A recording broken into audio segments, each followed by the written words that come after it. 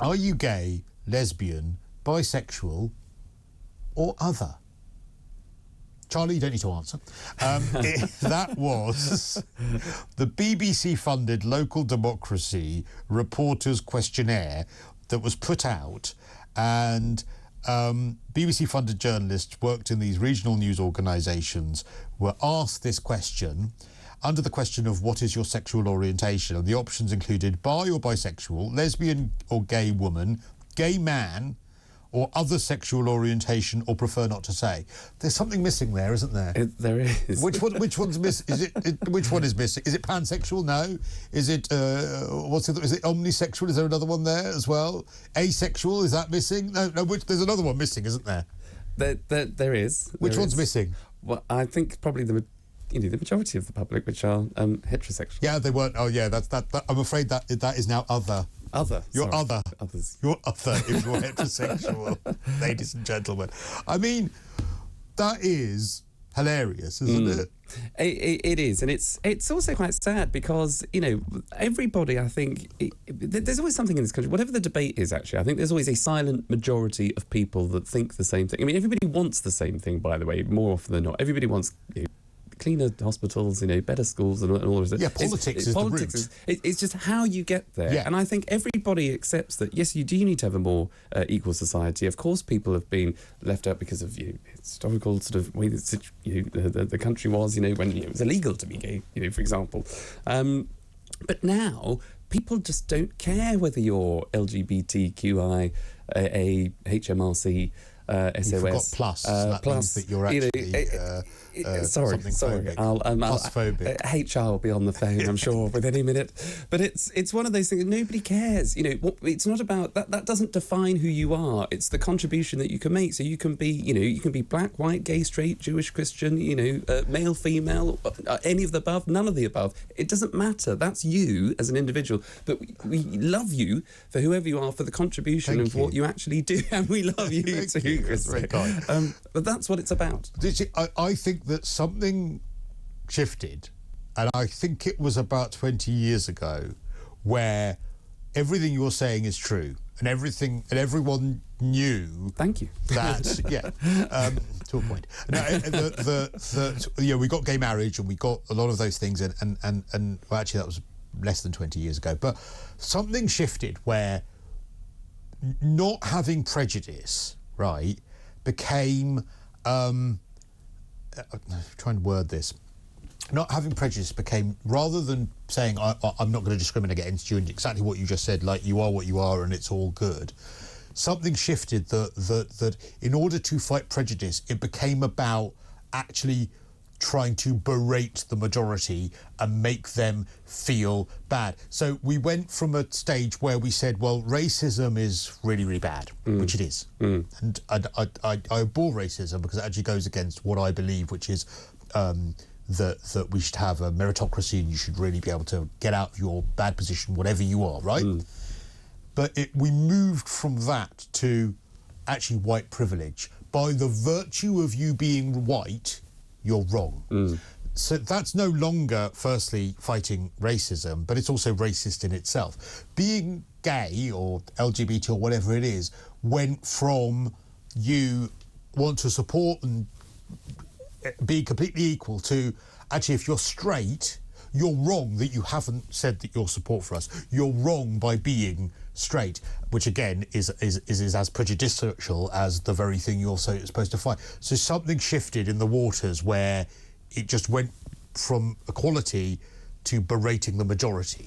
Yeah, I think that's absolutely right, and I think that's spot on. And that's where actually, ironically, it starts to then make the majority annoyed. Yes. And it actually becomes counterproductive because you start to roll your eyes and say, well, hang on, a term like white privilege, for instance, what you're doing is you're attributing a negative term, because privilege is not being used in a positive term there, it's being used in a negative way. You're getting something that you kind of don't deserve to an entire race of people. Yeah. So that's not about fighting racism towards people who are non-white. That's about making white people feel terrible about themselves and also being racist. Yeah, exactly. So and it's that age-old, well, not age-old, but it's that sort of, you miss actual issues in society that you still need to address. So it is still the case, and people will point out that's because we're talking about different sort of population sizes, but it is still today white working class boys that traditionally do worse in maths and English in our schools than any other demographic. Now,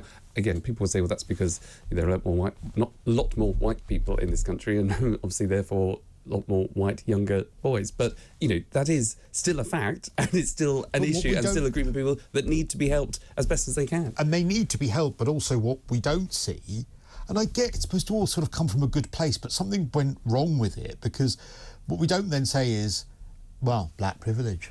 There you go, black privilege, because we just wouldn't. Whereas it seems to be okay when you say it about the majority. And I don't want, as a raving big old gay myself, I don't want to annoy straight people by saying, well, look, I want to make your life difficult. And also I think that a lot of that is about not being a moron, in as much as, and I always return to this example, and I'm sorry if you've heard me wheel it out before, but it's the example that irritates me so much and demonstrates everything that's wrong, and that is the train journey with the two non-binary passengers who are on the train, LNER service, going up to Leeds or wherever, and the train manager comes on and he says, morning ladies and gentlemen, your buffet car is over here, we're expecting to go into Leeds by 10:30, hope you have a lovely journey. And they tweeted saying, well, that doesn't apply to me, I'm not I'm non-binary. And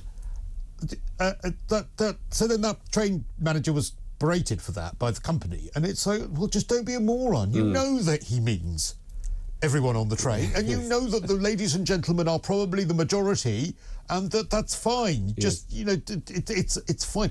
I don't expect when someone talks about a relationship or talks about parents, I don't hold up my, well, you didn't mention gay parents, you didn't mention two guys. I just go, well, I just have to adapt what is being said. Yes. Because I'm not a moron. Exactly. And it's you're totally right what you said earlier. I mean, the pendulum has swung totally the other way, where there's this sort of self-entitlement society where, where everybody has to do, go above and beyond to shift to somebody else's position. So, the idea of pronouns. Now, I've heard some very, very good arguments why people who want on their email address or whatever to have pronouns, whether they just some have to. I know people at work who have to have them. And I personally wouldn't. I don't want them on mine, because the assumption that I'm some sort of bigot or nasty person that just wants to sort of you could be biologically male, you could identify as a woman. I would still respect that, and I would treat you however you wanted to be. Would you call that identified. person she?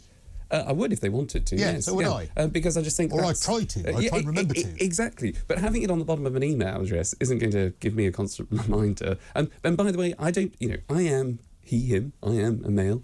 It's pretty obvious, I think. But I wouldn't be offended, or I wouldn't go out to offend other people unnecessarily. But I don't think, again, that's not the. That doesn't define who I am. If I'm doing a terrible job at work, someone will say, Charlie, come on, work a bit harder, or you need to do that, whatever.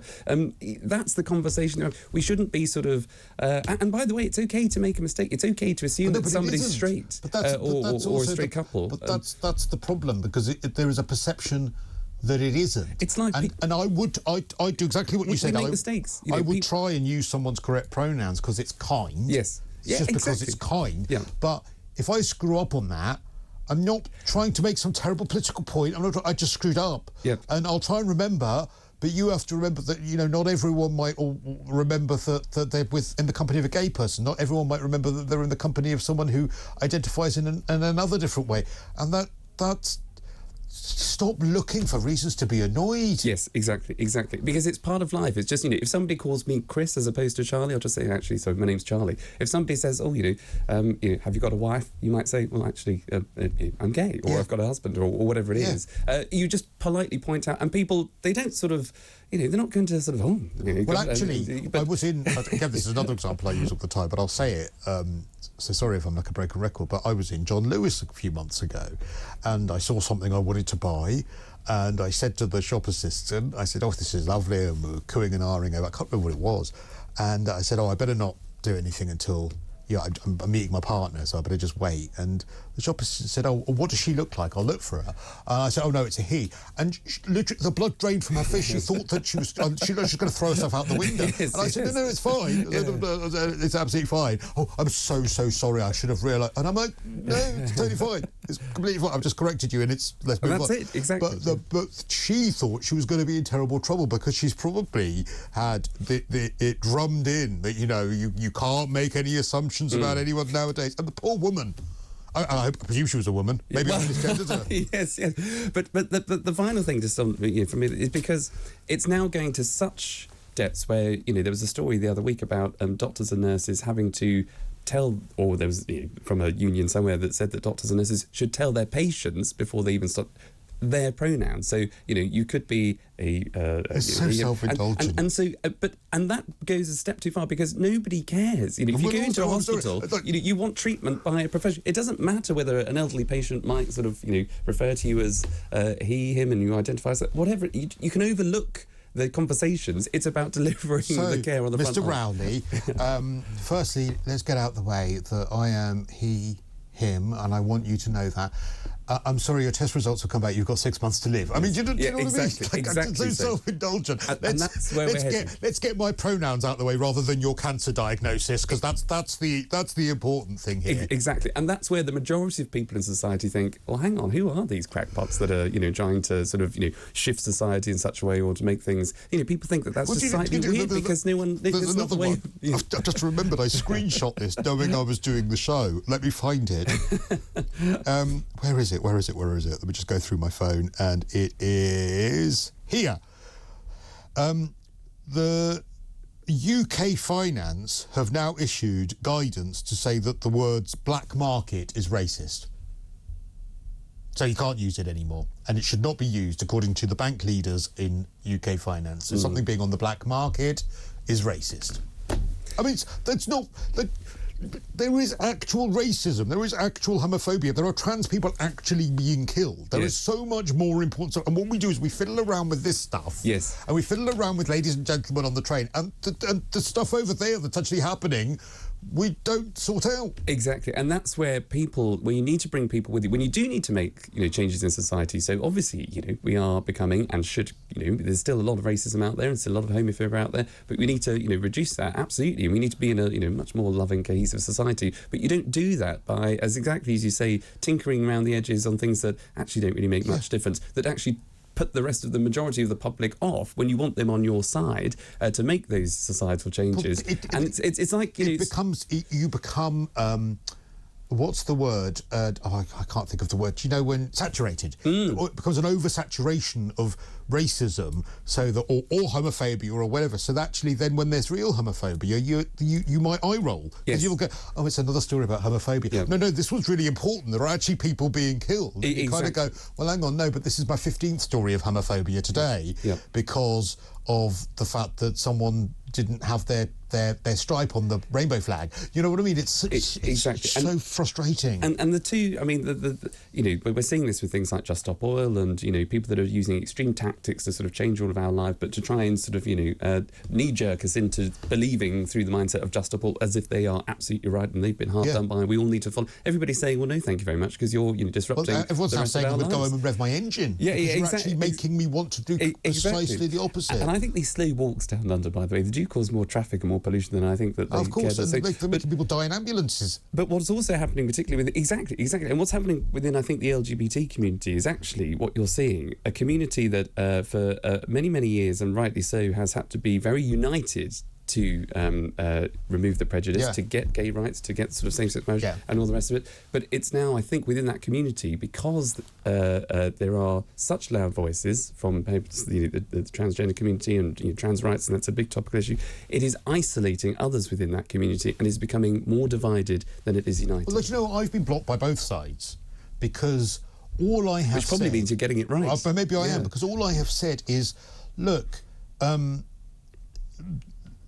what is so frustrating about the trans debate is that actually the voices either side on those ends either the really, really extreme trans voices who think that every single thing in the whole world is transphobic, because everything is transphobic now, or the other ones which are transphobic and are completely intolerant to the idea that someone might have a different gender identity, which I believe in. I believe people can have that. I don't believe they make it up. Those are the loudest voices, and actually most people are in the middle who say, look, I really want trans people to have the respect that they need, the equality that they need, perhaps make it a little easier to have their gender recognition, gender recognised, a little easier, still probably have it medicalised, but all of those things. But also it's really important that people who are attracted to the same sex are respected, that women who don't want to share their safe spaces, particularly with people who are still medically intact as the opposite sex, they should be respected. The solution is within that conversation in the middle, and that without that conversation taking place in a respectful way, the solution won't be found. Yes. And people are furious when you say things like that. Wes Streeting has just given a really brilliant interview to Times Radio saying more or less that. Yeah.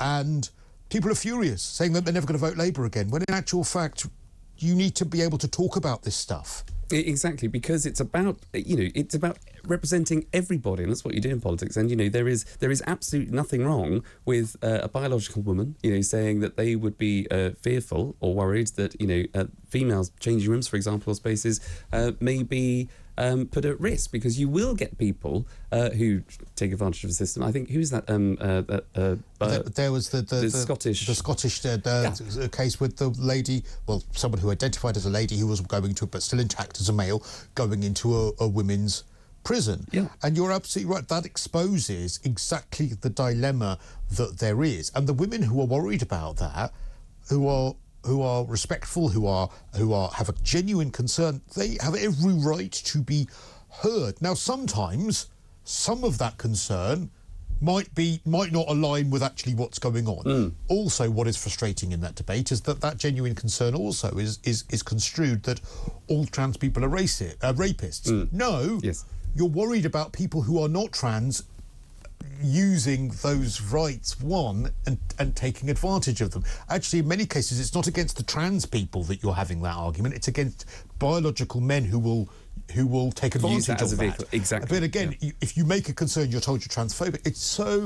It really depresses me where we're going with debate in this country, because so many issues that you are like that. Yeah, exactly. And you're spot on, because the conversation does tend to just then lead to, and I understand why, but it is, there is so many other things to talk about other than just, what prison places are we going to lock them up in, what change rooms they're going to use. Because as you rightly say, I think if you are someone who is transgender, let's be honest, it's a tough time when you're at school anyway as a kid, whoever you are, to then grow up feeling as though that you've, and believing and knowing that you've been in the wrong body and you're in the wrong skin, and you're taking positive steps to change yourself to be who you are. That takes a lot of guts and courage, and you have you've probably had a harder exactly. It's been a harder time for you than probably anybody else, or lots of people in this country. So you can absolutely understand and want to support those people to have the best chance in life and to have the best life they could possibly lead. But you can't just override and bulldoze over any of the other issues that do come with this sensitive topic, and that is women's rights. Yeah, and also the rights of gay and lesbian and people athletes who say and all that, totally. There is unfortunately a conflict of rights there that needs to be respectfully discussed and a compromise found. And I don't know why we see that seems to have become an extreme position, which is weird. Listen, lovely to have had you. We didn't get time to talk about seeing your doctor. Sorry about that. I feel like I need to see one after all that.